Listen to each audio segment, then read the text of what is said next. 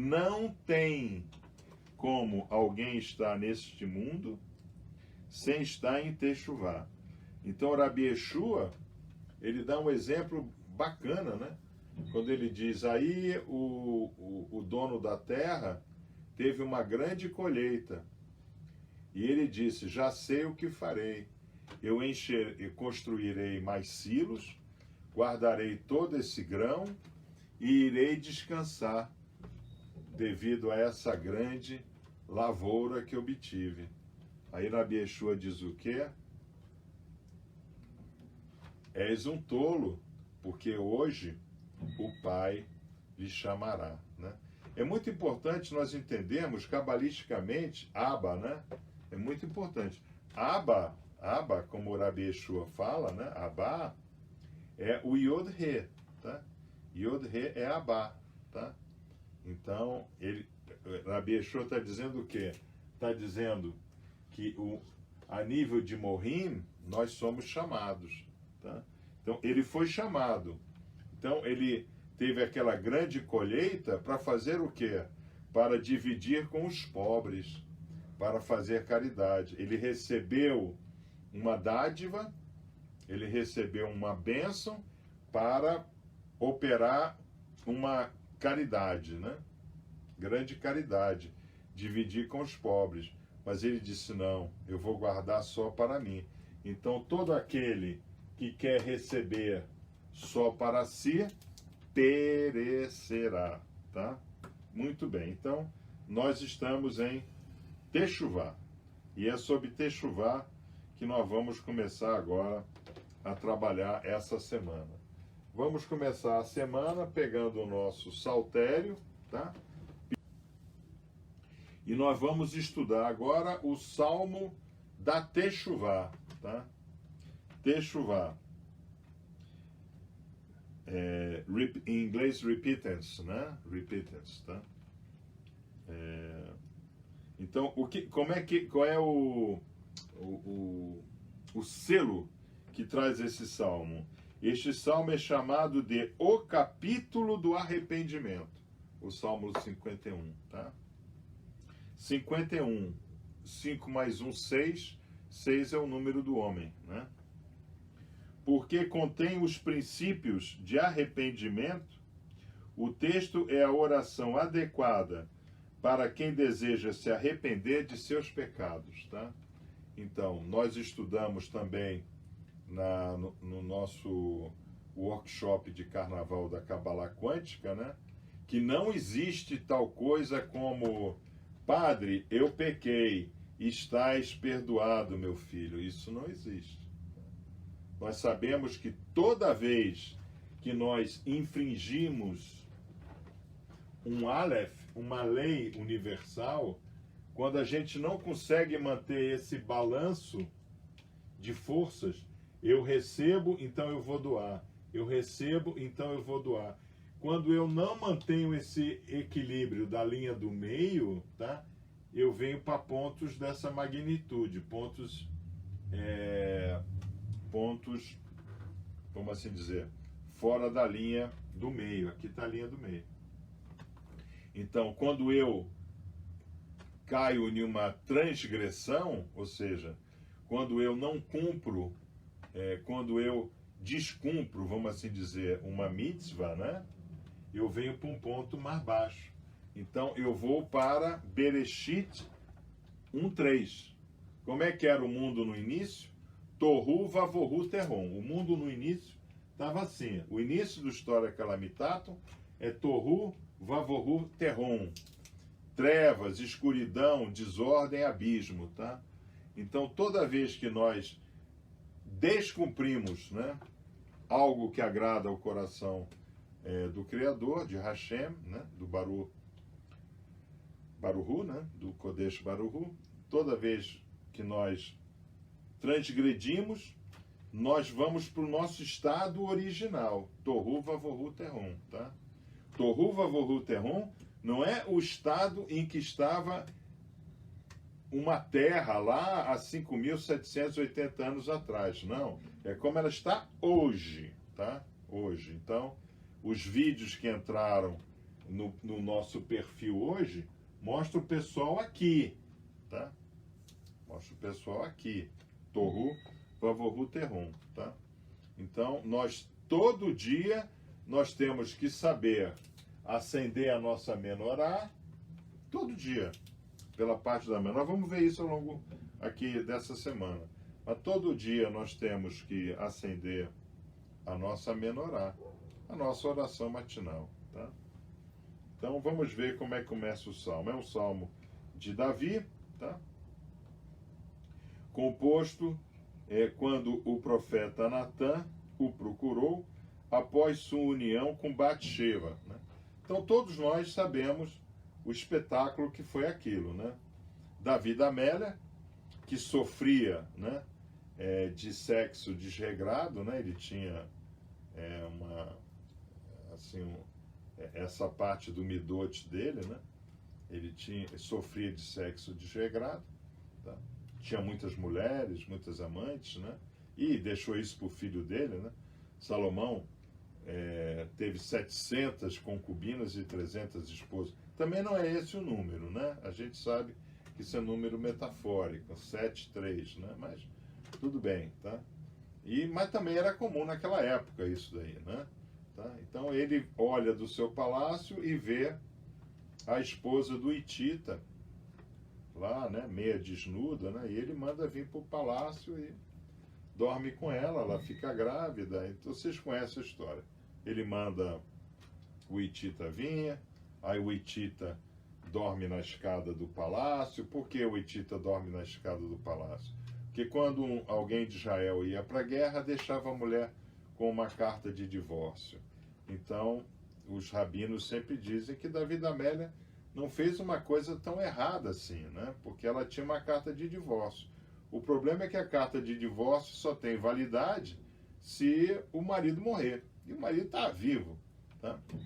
Então ele quis dar uma de gato maestro. Vai lá dormir com tua mulher, né? Tá? Vai lá lavar seus pés, né? Ele não foi, porque tinha dado a carta de divórcio.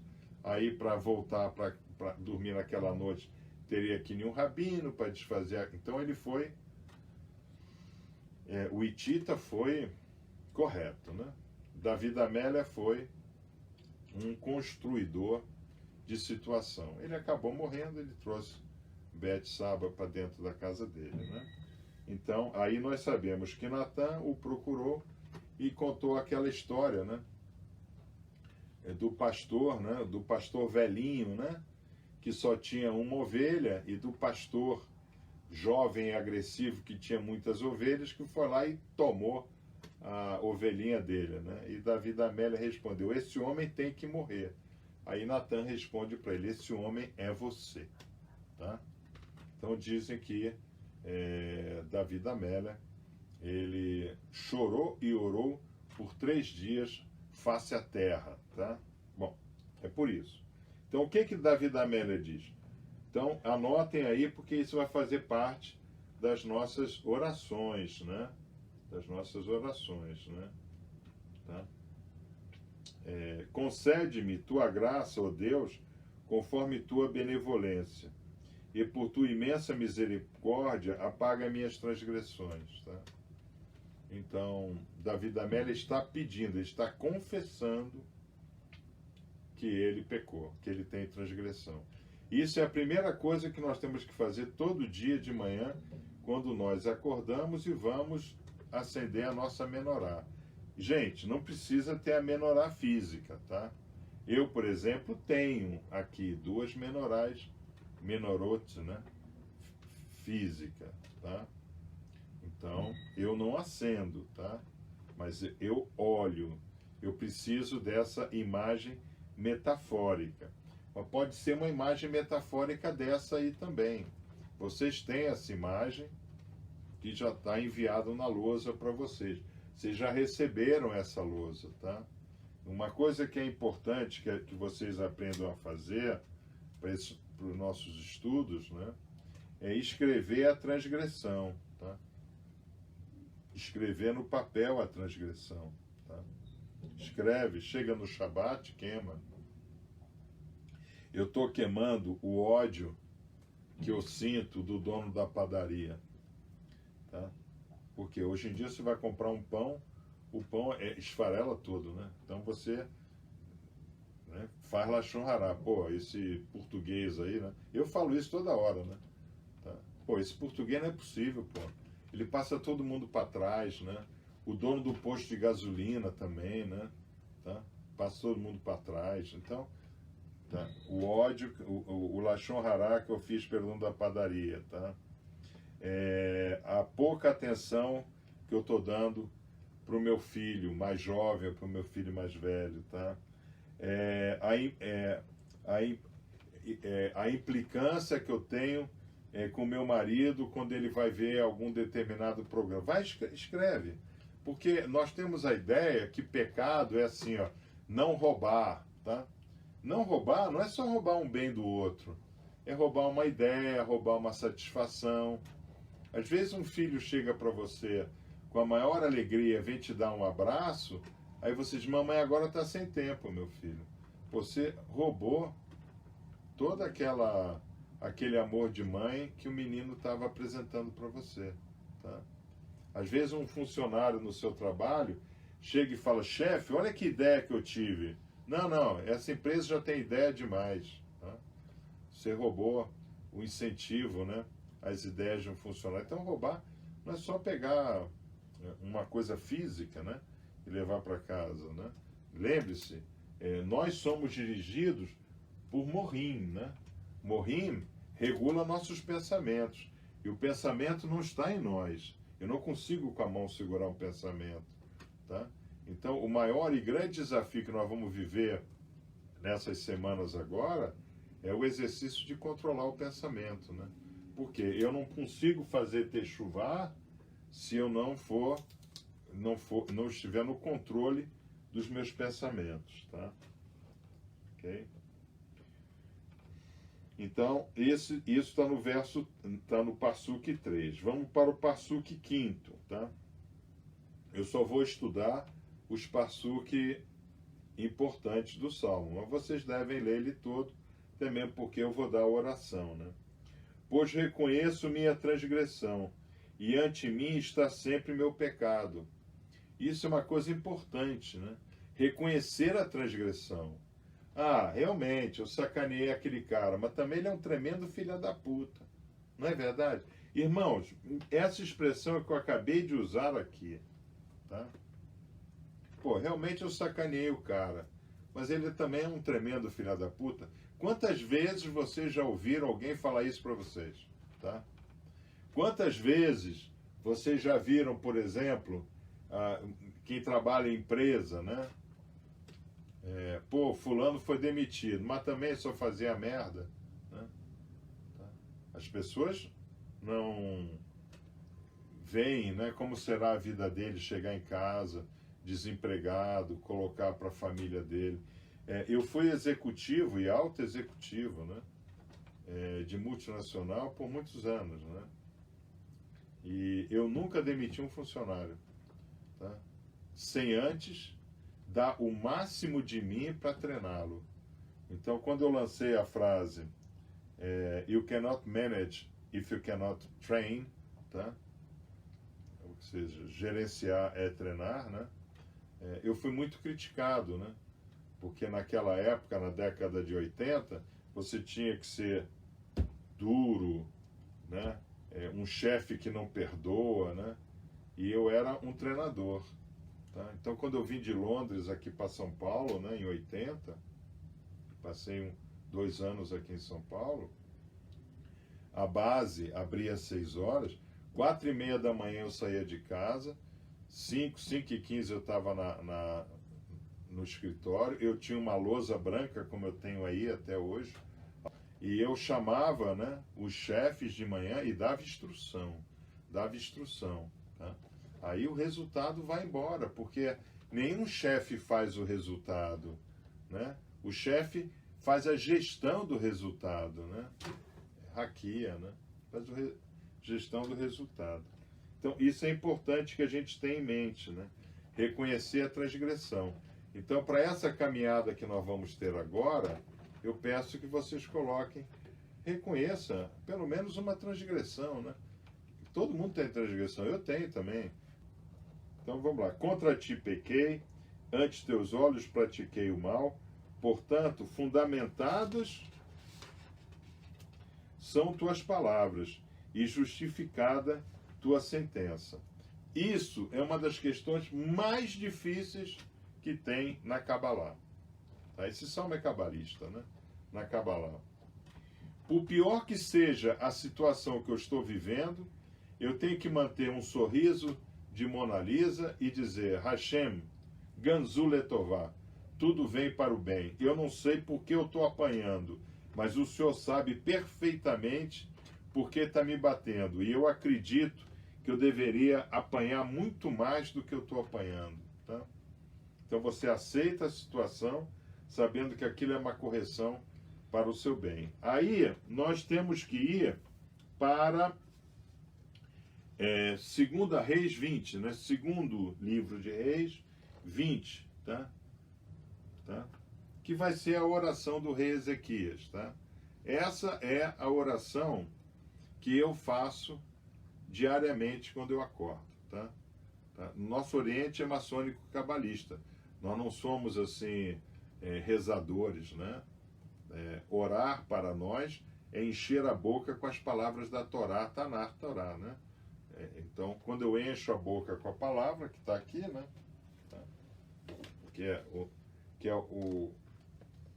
Aqui é Adam, né? Aqui está Adam.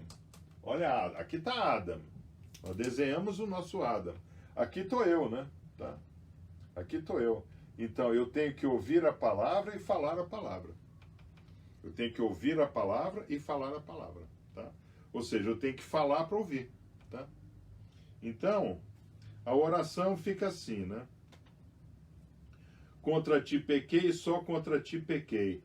Salva minha alma, Senhor. O que queres que eu faça? A primeira parte é do rei Ezequias, né? O que queres que eu faça? Diga-me, Senhor, o que devo fazer nessa situação, tá? Então, por exemplo, bati boca lá, eu já fiz várias vezes isso, bater boca com a moça do caixa da padaria, né? Porque eu levo o pão lá, né? Eu falo assim, ó, como é que chegou o pão? Todo esfarelento, tá? Ah, ok, eu vou trocar o pão pro senhor. Não, mas o negócio não é trocar o pão para mim, né? É que todo mundo que comprou pão aqui, comprou pão que esfarela, tá? Então, senhor, o que queres que eu faça nessa situação? Bata mais boca, não vá lá, porque eu não vou reclamar pelo pão que eu comprei. Porque esse bairro só tem idoso, né? A maioria da população desse bairro é idoso. Quantas pessoas vão voltar lá para reclamar? Muito poucas, né? Você pega o pão esfarela, você sabe que o pão é bromato puro, né? Tá? Então eu volto lá, né? Então, isso é importante que o irmão entenda, né? Aqui o pedido é para agir contra o meu eu, né? Quer dizer, contra o meu eu, contra a minha pessoa, né? O que queres que eu faça que está sendo para ser contra esse meu desejo egocêntrico, egoísta, o eshut, o ego, né? Tá? Então, aí nós vamos para Romanos 7:7. Nós temos que estudar agora Romanos 7:7. O início da nossa caminhada de Techuvá, ela tem que ser, obviamente, com alguns estudos dos textos, né? Esse trecho, né, essa parte do Salmo 51 é explicado por Rav Shaul, né, o assim chamado apóstolo Paulo, né? Ele chama isso na Bíblia King James de a relação entre lei e graça, tá? Que é o grande problema, né? Então, outro dia, por exemplo, na nossa página, o amigo do irmão Orlando colocou: longe de mim essa lei, essa Torá. Eu teria que cumprir 613 mandamentos. Debaixo de Rabi Yeshua, debaixo de Jesus Cristo, eu estou debaixo da graça. Então você pode matar porque você está debaixo da graça? Claro que não. Tá? Então, o que ele diz? Caros irmãos, falo convosco como conhecedores da lei. Paulo se coloca Como o quê? Como conhecedor da Torá. Como conhecedor da lei. Olha Paulo aqui, né? Tudo para Paulo é a lei. Tá? Ok? Acaso não sabeis que a lei tem autoridade sobre uma pessoa apenas enquanto ela vive? Ou seja, quando é que as mitzvot, né? Que as leis que estão ali prescritas, as 613 mitzvot, perde a validade para uma pessoa. Perde a validade quando ela morre. Morreu, não pode mais cumprir, mas também não vai descumprir. Né? Então, quando a pessoa morre, isso aqui literalmente fica. Né? Que antes estava assim, né? Pipi, pipi, pipi, né? Tava bipando. A pessoa morreu. Tá? Só espero que o irmão. Né? Eu daqui a pouco morro mesmo, né? Por causa da minha idade, né? Falta pouco tempo. Mas eu espero que eu esteja em um nível, né, de conhecimento de Torá razoável, né, para poder ser recebido no mundo vindouro. Né? Então, é muito importante essa frase daqui, que os irmãos que vieram da idolatria não fazem esse estudo. Ou seja, você está vivo, então a lei está viva para você. Tá? Porque aqui diz o quê? A lei tem autoridade sobre uma pessoa apenas enquanto ela vive. Então, enquanto ela vive, a lei tem autoridade. Então, qual é a autoridade que está sobre nós? É a autoridade da Torá. Da Torá. A Torá vai nos guiar em todos os nossos pensamentos, porque a Torá foi gerada em Morim. Tá? A Torá foi escrita em Beriá. A Torá como a gente conhece, né? Ela foi escrita em Beriá.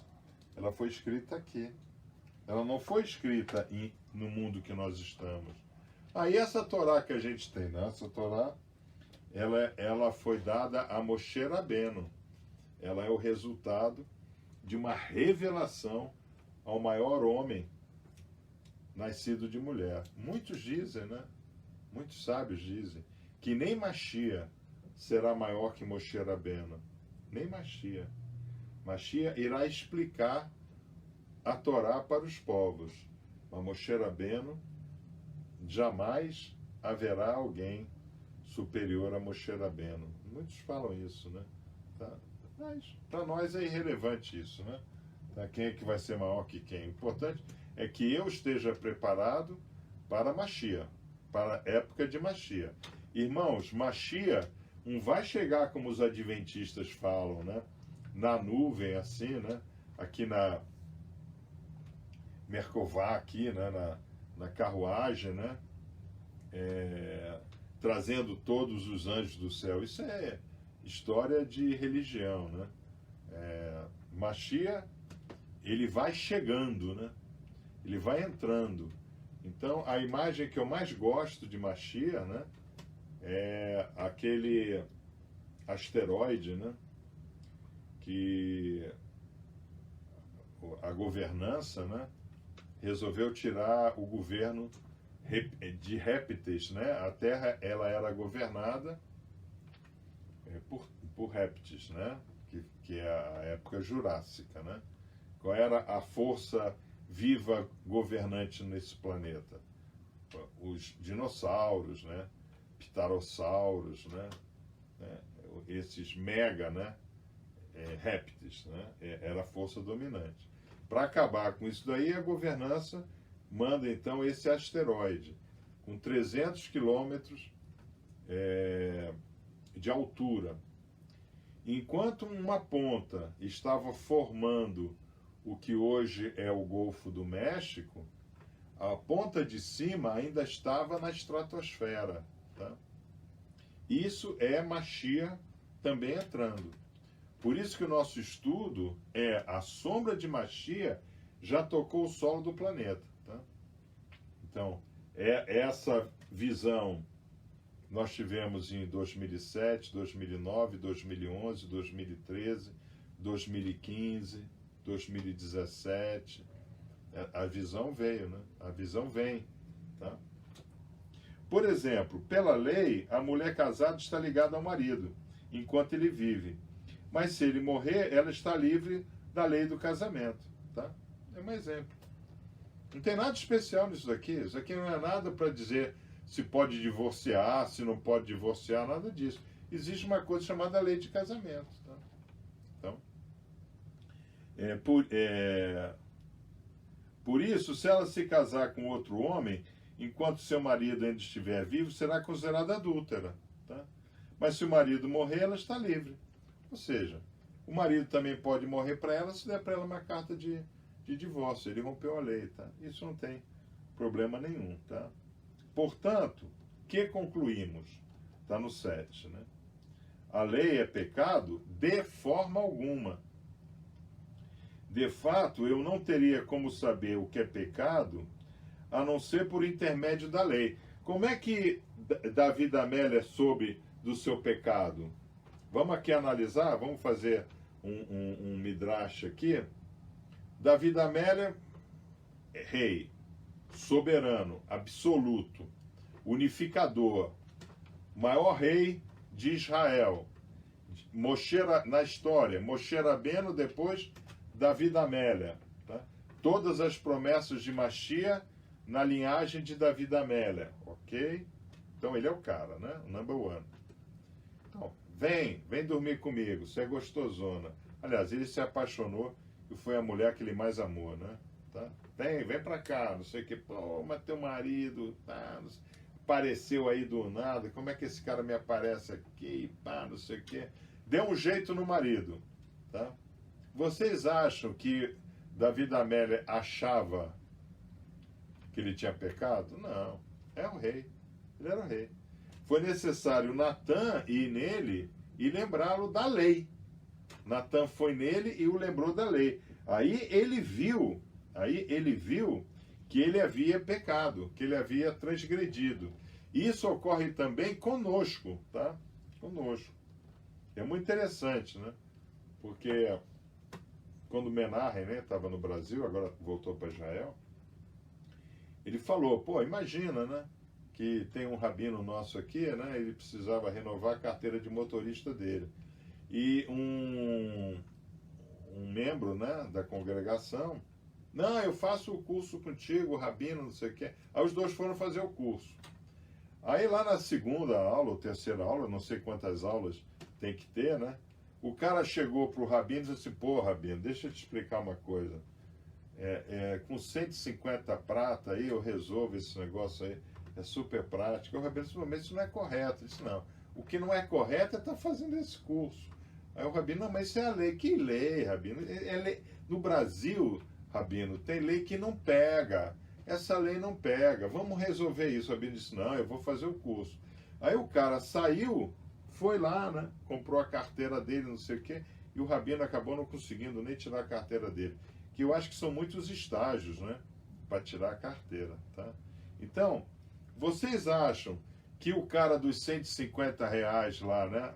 Eu não sei se foram 150 reais ou 1.500 reais. Eu acredito que foram 1.500 reais, tá? Vocês acreditam que o cara do 1.500 reais achou que errou? Claro que não. Não, essa lei... Pô, isso está errado, né? Isso está errado, tá? Então, isso é como nós funcionamos no nosso dia a dia, né? Tá? Que no fundo é a resposta que aquele amigo lá do pastor lá do irmão Orlando deu, né? Eu quero estar debaixo de Jesus Cristo, que é a graça. Ó, eu dei uma corrompida por 1.500 reais, mas Jesus perdoa. Isso não pode, tá? Porquanto, na realidade, eu não haveria conhecido a cobiça se primeiro a lei não tivesse dito, não cobiçarás. Tá? Então, é muito importante nós entendermos, para fazer a Techuvá, vocês estão vendo que eu estou em texto da Brit Hadashah, em carta paulina, Romanos. Né? Romanos é a base teológica de todo o evangélico, tinha que ser Romanos. Tá? Então, a Techuvá, ela me obriga a conhecer a lei, a cumprir a lei. Tá? Então, ruminar terças e quintas, engolindo os Shabbatot e honrar pai e mãe, não pode desaparecer disso. Isso não pode desaparecer o quê? Do pensamento do irmão. Né? Qual é o primeiro pensamento do irmão do nosso Oriente? Ruminar terças e quintas, engolindo os Shabbatot? Então, qual é o pensamento que nos governa no nosso carral? Ruminar terças e quintas, engolindo os Shabbatot e honrar pai e mãe. Onde pai e mãe não necessariamente é meu pai e minha mãe. Mãe também pode ser a empresa que eu trabalho. Pai também pode ser o patrão que eu tenho, tá? Então, nós já estudamos isso, né, nas Aseret Devarot, tá? Mas o pecado, aproveitando-se da ocasião dada pelo mandamento, provocou em mim todo tipo de cobiça, porque onde não há lei, o pecado está morto. Olha só a jogada de linguagem, né? Tá? Midot se aproveitou de mim. Não é que o Midot se aproveitou dele, ele é Midot, tá? Os meus desejos falaram mais alto. Né? Lá o aluno, né, do Hazaken Menahem, né? Pô, vou perder meu tempo aqui tendo essa aula aí de vai para a direita, vai para a esquerda, letra V, amarelo, vermelho, isso eu já sei, você entendeu? Mas, como eu já sei tudo, mas eu não quero me aborrecer, eu pago R$1.500. Então, o desejo toma conta, né? Então, o desejo, onde não existe lei, o desejo morreu. Por que o desejo morreu? Porque você pode fazer o que você quiser, que você não está na transgressão, tá? Então, ir lá no pancadão, então, antes eu vivia sem lei, mas quando veio o mandamento, o pecado reviveu, e eu fui ferido de morte. Olha que frase bonita. Então, na hora que eu tenho conhecimento da lei, o que eu digo? Eu não posso desagradar o meu Criador, tá? Eu não posso desagradar. Então, a lei, ela é válida. Eu não posso desagradar. As minhas ações não podem desagradar a Torá, tá? Então, o que Rabi Yeshua vai dizer? Se você tem um pé que te dá um caminho torto, corta o pé fora. Se você tem uma mão que te traz transgressão na vida, corta a mão fora. É preferível entrar em Morim sem um pé ou uma mão do que entrar com transgressão, tá? Isso é muito importante, né? Rabi Yeshua fala, Rabi Yeshua é um cabalista extraordinário, né? Ele é campeão, né? E descobri que o mandamento que era para a vida transformou-se em morte para mim. É claro, o que é morte para mim? Tá? Morte não é pum, cair duro. Morte é aqui, ó. É as minhas ações não serem mais ações de morte, tá? Não, roubar é errado. Então eu não posso mais roubar. Morreu na minha vida o pensamento de roubar. Porque primeiro eu penso, eu posso roubar. Depois o que eu falo? Eu roubo. Então vamos pegar, infelizmente, o estado do Rio de Janeiro. Vamos ver, né? Então lá o Witzel, né? Ele primeiro pensou em roubar. Opa, eu vou aproveitar o coronavírus, vou superfaturar, vou fazer isso, vou fazer aquilo, tá? Como está ficando muita coisa assim, eu já coloco no nome da minha mulher, não é verdade? Então, ele desconhece a lei de Deus, tá? Então ele foi e fez tudo isso errado, tá? Agora, de maneira que a lei é santa e o mandamento santo, justo e bom. Então, a lei é santa. Eu não consigo adentrar em Atzilut no mundo da emanação, que é para onde nós desejamos quanticamente habitarmos um dia, não é verdade? Sem que eu tenha o quê? A santidade, que é do chá. Eu não consigo. Tá? Então eu vou ficar igual o ioiô. Não, você não vai ficar igual o ioiô, porque não tem esse negócio de reencarnação, né? A sua forma quântica não sai de Asiá. Ela fica presa no que nós chamamos de gaiola de Adam, tá? A sua forma quântica, ela fica por aqui e ela realmente arruma um lugar para se esconder. Ela vai se esconder em uma criança que nasceu. Por quê? Porque nós já vimos que a genealogia é uma das ligações quânticas do homem, tá? Nós já vimos isso, tá? A responsabilidade que o pai tem, né? E a mãe tem, né? Eu visito a iniquidade dos pais nos filhos até a terceira e quarta geração, né? Então não posso por aí sair fazendo filho. Essa época que nós estamos vivendo é uma época muito complicada, né? Porque eu estarei vivo em Machia se minha filha tiver neto ou bisneto, né? Eu estarei vivo lá. Quem é que está vivo em mim hoje? Meus pais, meus 4 avós, com certeza. Eles estão vivos em mim, tá? Então, quando a irmã Evandulce, ela brinca de Magid Selmek e Roche Lucas com a neta, ela está brincando com o seu mundo vindouro. Tá? É que nós temos essa ideia, né? Que lamentavelmente a Igreja de Roma é muito culpada disso, que a partir de 1200, né, a partir do fenômeno Aquino, né, São Tomás de Aquino, padre não podia mais casar, né? Então a Igreja tirou da face da terra a herança espiritual. Não tem mais herança espiritual. Morreu, acabou. Você serve a Igreja, mas suas gerações futuras deixam de existir. Você não pode, né, pegar um cidadão que está escrito em Bereshit 1, 26, 27, 28, frutificai e multiplicai, né, que é o que está escrito lá. Você não pode pegar uma pessoa e dizer, ó, frutifica, quer dizer, cresce espiritualmente, mas não multiplica. Tá? Isso não pode. Uma das coisas mais importantes, por exemplo, no judaísmo, é quando um rabino, né, vai começar uma palestra, ele diz, meu nome é fulano de tal, né?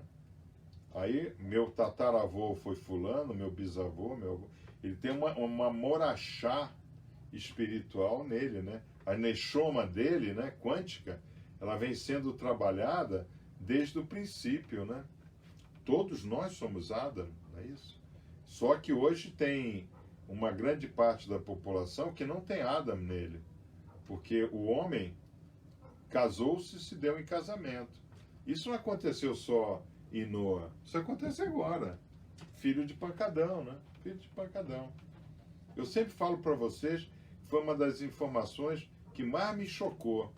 No estado da Bahia, tem 5,5 milhões de certidões de nascimento que não aparece o nome do pai. Tá? Então, nós, na Kabbalah, respeitamos honrosamente a morachá genética, né? Isso é muito importante, tá? Nós temos essa responsabilidade. Então, hoje, que nós estamos começando o nosso processo de techuvá, a nossa techuvá vai bater no nosso neto, com certeza lá na frente, tá? Vai bater. Então nós temos responsabilidade hoje de preparar a geração que vai conhecer face a face Mashiach. Nós temos uma responsabilidade muito grande. Nós somos um dos 144 mil Kahalot que tem nesse planeta, tá? Vamos ver. Portanto, isso significa que o que era bom tornou-se morte para mim. De forma alguma. Mas o pecado, para que se revelasse como pecado, produziu em mim a morte, por intermédio do que era bom. Era bom, agora deixei de fazer, então é a morte. Shabat. Em vez de dedicar o Shabat a Hashem, dedica o seu Shabat a quê? Feijoada, pagode e cachaça 51. Ok. Opção da pessoa. Eu quero viver como se não houvesse um Deus. Eu quero o quê? Eu vou morrer, vou voltar para a Terra e a minha forma quântica vai ficar na Terra. Vai ficar na Terra. Tá, também não vai virar pastor alemão, né? Como disse o outro lá, né? Que Hitler encarnou nenhum pastor alemão no Paraná, né? Pô, coitado do pastor alemão, não merece isso também, né? Tá? E eu não sei porque no Paraná, né? Portanto, é do nosso pleno conhecimento de que a lei é espiritual. Olha o que Shaul Rachalia fala. A Torá é espiritual. A Torá é espiritual. Por que a igreja não fala isso, né? Por que a igreja passa batido, né? Por Romanos 7,7, né? Por quê? Interessante, né? Eu, entretanto, sou limitado pela carne, pois fui vendido como escravo ao pecado. Eu sou midot, eu fui vendido para as minhas paixões, né? Então, normalmente a irmã, né, ela fica assim apaixonada por um cara, né? Aí ela acha que vai casar com o cara, vai ter um filho com o cara, vai resolver a vida dela. Ela não conhece o cara direito. Como é que ela pode falar isso? Não pode, tá? É muito difícil, né? E, por exemplo, em uma relação marido e mulher, o homem tem que ser a Torá, a mulher tem que ser as ações, tá? Porque o homem é Horma e a mulher é Biná. É a mulher que disputa, esse cara é bom para mim, esse cara anda na lei, esse cara vai ser um marido correto, esse cara vai ser um pai correto, ele vai manter uma casa de forma correta. É a mulher que pensa isso, tá? Não é o homem. O homem não diz assim, eu quero casar com essa mulher porque ela vai ser uma boa cozinheira, lavadeira. Isso não existe mais, né? Nem naquela época havia, né? Nem naquela época, né? Porque a mulher também ajudava no campo, né? Ajudava em tudo. O homem e mulher era coisa. Mas o homem, ele tem que ser ligadíssimo na Torá. E a mulher, como kenegdo, né? Como opositora e também companheira, né? Kenegdo, nós temos essa instrução. Mas está no CTA, né? Essa instrução. A mulher, ela diz, puxa, eu me orgulho do meu marido pelas ações dele, pela sabedoria dele, pelo equilíbrio dele, né? Tá? Não tem mulher que acorda de manhã e fala assim, marido, pô, você chegou bebão ontem, pô, deve ter sido boa noite, hein? Que legal, hein? Você não tem isso, né? Tá? A mulher acorda de manhã, faz uma cara, né, de angústia, ela fala, puxa, você ontem chegou que não conseguia se manter em pé, né? Pô, até quando você vai beber, né? Aí normalmente o marido briga, dá logo uma porrada na cara dela, ela vai para a delegacia, lei da Penha Maria ou da Maria Penha, e aí começa a confusão na família, né? Mas é a mulher que faz isso. Isso é muito importante nós entendermos, que é o que Paulo está dizendo aqui. Pois não compreendo o meu próprio modo de agir, portanto o que quero, isso não pratico. A dificuldade de viver do controle do pensamento, tá? Isso é o nosso grande desafio. Nós vamos ver mais para frente nos nossos estudos que Gog e Magog, né, as três guerras, né, do rei de Gog, do reino de Magog, né, as três guerras, a terceira guerra é essa guerra de pensamento, né? Hoje nós estamos totalmente ilhados pelo pensamento que nos é colocado, né? Nos é colocado. A pessoa hoje, ela age, não é pelo que ela quer, mas pela informação que chega nela, né? Tá? Então, hoje nós estamos vendo, né, no Brasil, né, o ódio gratuito não está as pessoas se guerreando na rua, né? Não está a turma do Bolsonaro contra a turma do Lula, um jogando garrafa no outro na rua. A guerra está onde? Está a guerra de pensamento, fake news, né? Todas essas coisas. Então, isso é muito importante. É isso que Paulo está dizendo aqui, né? Pois não compreendo o meu próprio modo de agir. Ele não compreende. Porque tanto que quero, isso não pratico. Tá? Então vamos voltar para o Salmo 51, né? Davi da Amélia, ele sabia que era errado ele mandar a Betsheva subir. Ele sabia que era errado. Tá? Mas ele mandou. Por quê? Porque ele foi totalmente dirigido pelo midot, pelo desejo da carne, no caso, né? Porque ela o excitou de forma tal que ele saiu do controle que um rei não poderia sair. Então, Davi da Amélia, ele foi para Gevura, né? Ele foi para Gevura e ele já era tipo gevurento mesmo, né? Resolvia tudo na espada, tá?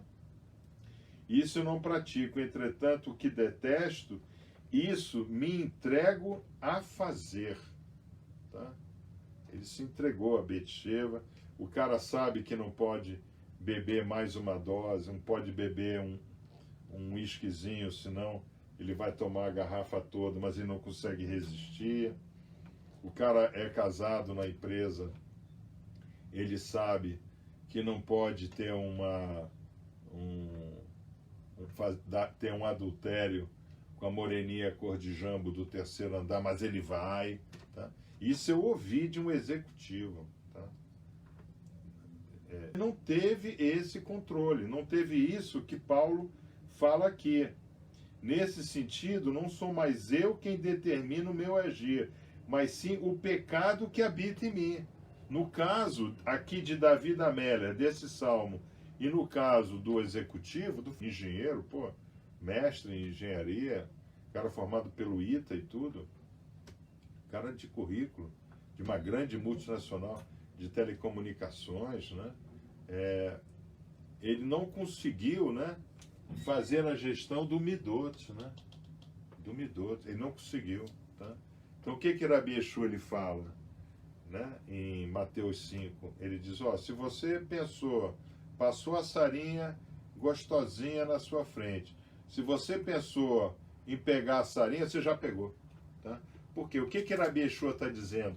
Nós não podemos perder o controle dos nossos pensamentos por um segundo sequer, porque senão eu vou fazer o que eu não quero, o pecado habita em mim, tá? Não é Satanás, gente, isso é ideia de igreja. Satanás é o culpado. Não tem nada de Satanás culpado, não, você é o culpado. O culpado é você mesmo, porque o midot, né, está em nós. Nós somos isso que está aqui. Nós somos Adamo, só que nós não estamos assim. Nós estamos assim, né? Nós somos assim, né? Nós estamos assim. O que acontece? Eu tenho sempre que saber que eu só vou estar em estado de midot correto se eu estiver pensando em techuvá e com ações de techuvá, e ações voltadas a agradar o Criador. Isso eu acho uma das coisas fundamentais na maçonaria, né? Kodesh Ladonai, né? Para a glória do grande arquiteto do universo. Tudo que nós fazemos tem que ser para agradar a Hashem. Isso é a Havat Hashem, tá? Nós vamos ver isso, né, no estudo dessa semana, né? Então, isso é muito importante nós entendermos, né? Esse equilíbrio, doar, receber, não sair deixando, né, que os desejos... os irmãos, né, descontrole financeiro, né, compra mais do que pode, né, a irmã passa na vitrine, aí ela diz, eu vou ficar linda com esse vestido, tá? Se eu não comprar esse sapato, eu não tenho sapato para ir na festa. Qual das irmãs que estão nos assistindo que já não usou essa expressão? Eu não tenho roupa para ir à festa. E o guarda-roupa está cheio de roupa. Tá? Midot, né? Tá? Então vamos lá, 19. Pois o que pratico não é o bem que almejo, mas o mal que não quero realizar. Esse eu sigo praticando. Tá? Por quê? Porque a pessoa, o cristão, né? Eu estou debaixo da graça, lavado pelo sangue de Jesus. Não tem mais problema, eu estou na graça. Estou salvo porque aceitei Jesus como Salvador. Não é isso que Paulo fala. Paulo diz o quê? Ora, se faço o que não quero, já não sou mais eu quem o realiza, mas o pecado que reside em mim. Então, como é que você pode, como é que você pode ser cristão, né? Ter o Cristo, né, dentro de você, se é o pecado que habita em você? Cristo é o pecado? Então, isso são questões, né, são questões que o pastor e o padre, né, passam batido, né? Porque eles querem faturar em cima do perdão, né? Paga um dízimo aí, você está perdoado, né? Pois no íntimo da minha alma tenho prazer na lei de Deus. Contudo, vejo uma outra lei agindo nos meus membros. Está vendo? Paulo fala dos membros, né? Eu vou até para cá, eu não vou nem botar esse daqui. Os membros estão aqui, né? Tá? Os membros estão aqui. O olfato. Tá? O olfato, por exemplo, né? Alguém, né, que foi apaixonado por uma moça que usava um determinado perfume, né? Aí a moça dá área nele, né? Hoje até a irmã Eleni e eu nos lembramos, né, de um irmão que nos largou tempestivamente por causa assim de uma moça.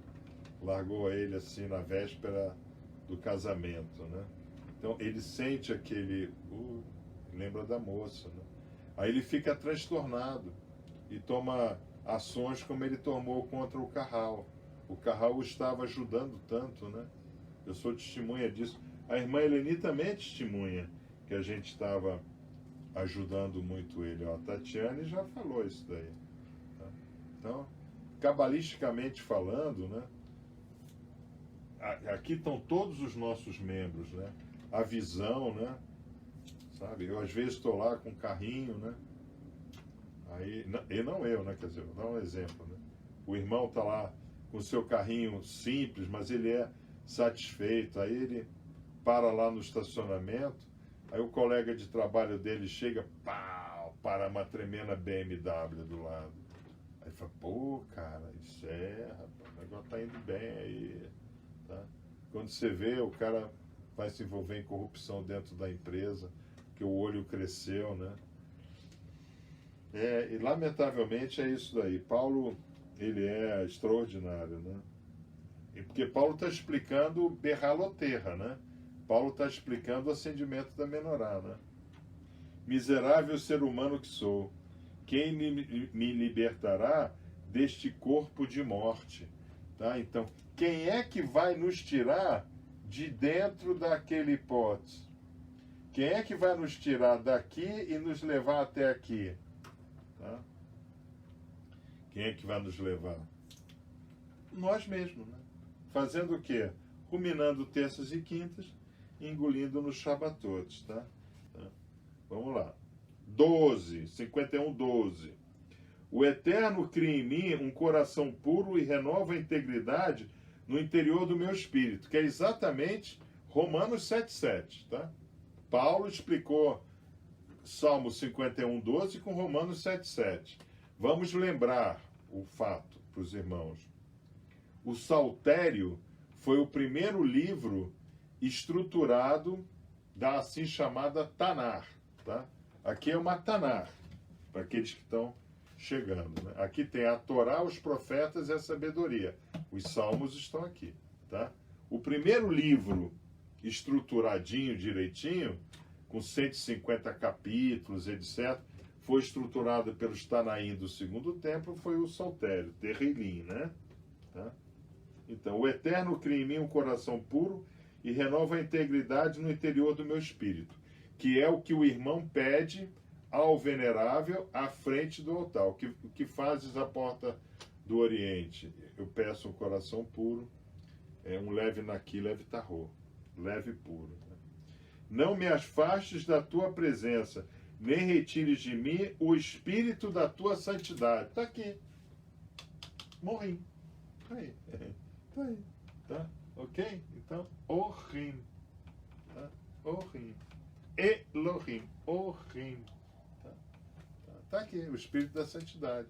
O espírito da santidade. Então, se Hashem tira o espírito de sobre mim, eu vou viver em Midot, eu vou fazer o que não quero, porque o pecado habita em mim. Então o que acontece? Como é que ele tira? Hashem chega e diz, não, você é um desobediente, estou saindo da sua presença, não. Quilalá, ele dá as costas. Hashem tira a sua presença da sua íris, da sua face. Tá? Por isso que na Kabbalah nós chamamos essas Sefirot que estão aqui, né? Essas 6 Sefirot, nós chamamos de quê? Pequena. Não essas 6 Sefirot, né? Essas 4 Sefirot e mais as 2 que estão aqui, né? Tiferet e Yesod, né? Essas 6 Sefirot nós chamamos de quê? De pequena face, porque a nossa pequena face se apresenta perante Keter, perante a grande face, com essas atribuições, com essas características de personalidade. Tá? Isso é importante nós entendermos. Tá? Ok, Davi da Amélia não tinha toda essa estrutura gráfica nossa, né? Mas a gente consegue fazer o drash, extrair esse conhecimento. Né? Vamos ver. Aos ímpios ensinarei teu caminho, e os pecadores a ti hão de retornar. Então, qual é a primeira partida da nossa techuvá? Qual é o motor de arranque? Aí pega o carro. Como é que eu pau, né? O motif, segundo Heisenberg, né? Heidenberg, motif, né? Qual é? É eu querer levar a lei de Deus para o próximo. Eu querer instruir, querer ensinar. Cara, não faz isso, rapaz. Não faça corrupção na empresa. Você tem um bom emprego. Mas eu preciso faturar. Não faça isso. Isso não é legal. Eu vou orar. Vem assistir uma instrução comigo. Eu faço questão de te mostrar que quando a gente está em Hashem, nada nos falta. Que foi o que o Rosh Lucas falou hoje. Ele falou, Rabi, eu tenho certeza que realmente nosso Oriente ele é abençoado, porque as coisas vêm acontecendo, as coisas acontecem. Por quê? Porque nós estamos amarrados na Torá. Tá? Eu sempre digo, né? A Torá é o paraquedas, né? Nós somos jogados nesse mundo, literalmente. Nós vamos estudar hoje, né? A Sheriná, tá no Zohar, né? Tá no Zohar. É uma imagem bonita, né? Porque Yesod, o contador, o Sefer, né? Yesod, né? Fundamento, né? É exatamente quando a cabeça sai para fora da madre, tá? Ali é Yesod, tá? Você já não está mais naquele mundo, mas você ainda não entrou integralmente nesse mundo, é o fundamento, né? Você tem que sair do mundo. Então, aqui é o 6º dia, né? Ou a torneira do 6º dia. Eu tenho que sair desse mundo, eu tenho que sair, eu tenho que estar em Morim, meus pensamentos, né? O controle do pensamento. Irmãos, vamos fazer aí um levantamento. Quem acha que tem controle dos seus pensamentos, diga aí, Rabi, eu controlo 100%. 100%. Assim, no Facebook, por exemplo, eu passo batido por notícias fake, não me deixo influenciar por uma nova marca de tênis, não me deixo influenciar pelo novo óculos, não me deixo influenciar pelo novo iPhone que é lançado, não me deixo influenciar por nada. Eu sou 100% Morim Torá. Vai, alguém diga aí, Rabi, não existe isso. Não, mas respondo aí. Rabi, realmente a maior dificuldade é controlar pensamento. Tá? Porque é Gog, Magog e Romi, nós vamos estudar isso. Tá? E isso está aqui. Tá? Aos ímpios ensinarei teus caminhos. Puta, isso é incrível, né? Aos ímpios eu vou ensinar o que é techuvá. Rabi Yeshua termina lá Mateus 28 falando o quê? Mateus 28, fim de linha. Ele diz o quê? Ide e ensinar. Agora, ide e ensinar. Tudo que aprendeste comigo. Aí quando o cristão fala assim, não, mas não tem nada de judeu. Opa, que isso? Ele ensinava o quê? Romanos 7,7? Pelo amor de Deus, né? Vamos lá, vamos agora para 51:19. O verdadeiro sacrifício ao Eterno é um coração contrito. O Eterno jamais desprezará um coração angustiado e pleno de arrependimento. Como é que é arrependimento em hebraico? Teshuvah. Então, o Eterno jamais desprezará um coração pleno de Teshuvah. Eu quero buscar o Eterno. Eu quero controlar meus pensamentos. Eu não quero fazer o que é errado. Irmãos, a gente sabe o que é errado, mas a gente faz. Tá? Eu me lembro, né, lá na Antigo Oriente, né, que durante um tempo eu participei para retornar aos trabalhos maçônicos no Brasil. Né, eu tentava levar a Kabbalah para algum lugar, eu estava desde 94 angustiado, né, 2007 mais angustiado ainda. Eu tenho que arrumar um lugar para levar o que eu sei, né? E ninguém quer me ouvir, né? Sendo estraçalhado a partir de 2003 pelo PT, né? Pelo aquele... morreu. Aquele japonês lá, agora me esqueci o nome dele, é tipo Gorbachev. Alguém vai se lembrar do nome. Um que era um japonês, que era braço direito lá do Lula, né? Era um japonês, pô. Ele cuidava de propaganda, né? Foi arrasado, né? Eliminado, tá? As pessoas iam beber na sexta-feira, saíam trôpegas. Pô, gente, eu era o único que saía andando. Eu ficava impressionado com isso. Eu dizia, pô, mas não é possível. Não, tem que beber. Um negócio assim impressionante, né? Aí saía, batia com o carro, perdia a família, né? Então isso é importante. Irmãos, então esse foi o Salmo 51, tá? A Teshuvah. Nós agora temos que estudar Shemot 15:26. Tudo isso, essa semana tem estudo, né? Quer dizer, toda semana tem tido bastante estudo, né? Vocês não podem reclamar de estudo. Eu tenho procurado manter nessa quarentena, né? Vocês aí com a cabeça ocupada, né? Nós vamos para Shemot 15:26, né? Vamos para Shemot, Êxodos, né? 15:26, né? 15:26. Né? Se ouvires atentos a voz de Havaia, né? Teu Deus, e fizeres o que é reto diante dos teus olhos, e se derem ouvidos aos seus mandamentos e guardarem todas as suas leis, nenhuma enfermidade virá sobre ti, das que enviei sobre os egípcios, pois eu sou Havaia, aquele que te restaura. Restaurar é Teshuvah. Quem é que vai fazer a Teshuvah comigo, lado a lado? Hashem. Quando a gente estuda, o que é dito pelos nossos sábios? O que é dito no Pirkei Avot? Quando nós estudamos a Torá, Hashem estuda conosco. Quando eu falo, oro, né? Oro não é rezar como o católico fala, né? Na Kabbalah. Orar é encher a boca com a palavra da Torá, né? Então, quando eu encho a boca com as minhas palavras e eu falo, quando eu encho a boca com as minhas palavras e eu falo, Hashem repete atrás de minhas palavras, para que eu possa ouvir. Então, eu falo a palavra da Torá, ouvi o que eu falei. Quem é que falou para eu ouvir? Hashem. Isso está tudo devidamente estudado. Então, é muito importante. Se ouvires atentos à voz de Havaia, a voz de Hashem.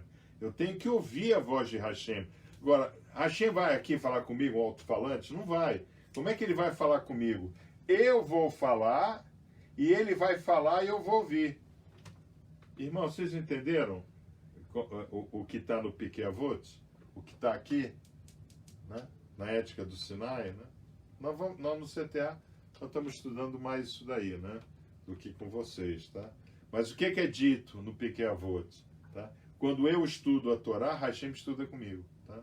Ou seja, o Yetzirah vem estudar comigo, porque aqui está a minha imagem refletida no mundo vindouro. Eu estou preparando essa minha imagem aqui. Eu estou aqui também.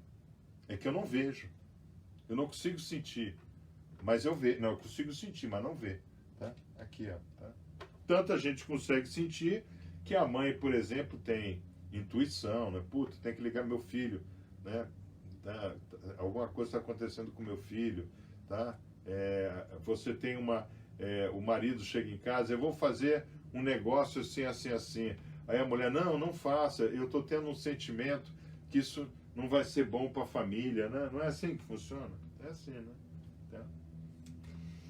Agora, nós vamos para Bereshit 49:1. É quando Yaakov, né, chama os filhos para falar a bênção, né? Então, o que Yaakov fala? Mais tarde, Jacó solicitou a presença de todos os seus filhos e lhe comunicou: achegai-vos à minha volta. Yehud, união. Tá? Então, o nosso carral, por exemplo, isso é um mérito do nosso carral. Isso é um mérito também da nossa loja. Nós somos muito unidos, tá? Muito unidos. Uma coisa muito interessante, que ponto fora da curva, né? Ponto fora da curva na nossa loja, tanto na soberba, na transgressão da soberba, como na transgressão da miséria, né? Da miséria que a gente diz é ódio gratuito, né? Tanto na soberba como no ódio gratuito, né? O irmão, ele é expelido automaticamente pela governança. Nós não temos que fazer nada. Eu acho isso incrível. Eu acho isso incrível, tá? Muito bem. Aí ele faz: achegai-vos à minha volta, e eu vos anunciarei o que vos ocorrerá nos tempos do fim. No tempo do fim. Agora, vamos analisar uma coisa. Yaakov sabia que o tempo do fim tinha uns 4.000 anos para frente, não é verdade? Sabia. Claro que ele sabia. E por que ele precisa anunciar para os filhos agora? Porque ele sabe que Yehudá, o cetro, não vai se distanciar de Yehudá. Mashiach sairá de Yehudá, sairá de Judá. Então ele sabe que Mashiach vai ser um dia Mashiach ben David, vai ser um dia Mashiach ben Yosef, vai ser um dia Mashiach ben Levi, né? Mashiach ben Levi, Moshe Rabbeinu, Mashiach ben Levi. Então nós não podemos perder de vista essa noção nossa aqui agora, nesse processo que nós estamos começando. Nós estamos começando uma techuvá que vai afetar nosso neto. Só que nosso neto vai conhecer Mashiach, porque disso a gente não pode fugir. História Calamitatum, 7.000 anos. 6.000 anos. Nós estamos em 5.780. Daqui a 220 anos, 6.000 anos. Mashiach está por aí. Nós vamos estudar isso melhor essa semana, mas Mashiach está por aí. Meu neto está lá. Tá? Agora, se eu hoje tomo a decisão de viver no pancadão, no fumacê, no Cherokee, todas essas coisas, meu neto lá na frente, ele vai receber o quê? A iniquidade não conhecerá a face de Mashiach. Tá? Porque isso nós sabemos que tudo aquilo que ocorreu, ocorrerá novamente. Porque não existe nada de novo debaixo do sol. Kohelet 1:9, tá? Muito bem. Como é que foi lá em Mitzrayim, né? Na terra de Geshem, no Egito? Só 20% saiu com Moshe Rabbeinu, saiu com Mashiach ben Levi. O resto ficou no Midot. O resto pereceu nas trevas. Ninguém sabe mais que foi. Virou o quê? Virou terra virou areia na terra de Geshem, tá? Então, irmãos, essa é a abertura da semana. Eu fico por aqui. Espero que os irmãos tenham aproveitado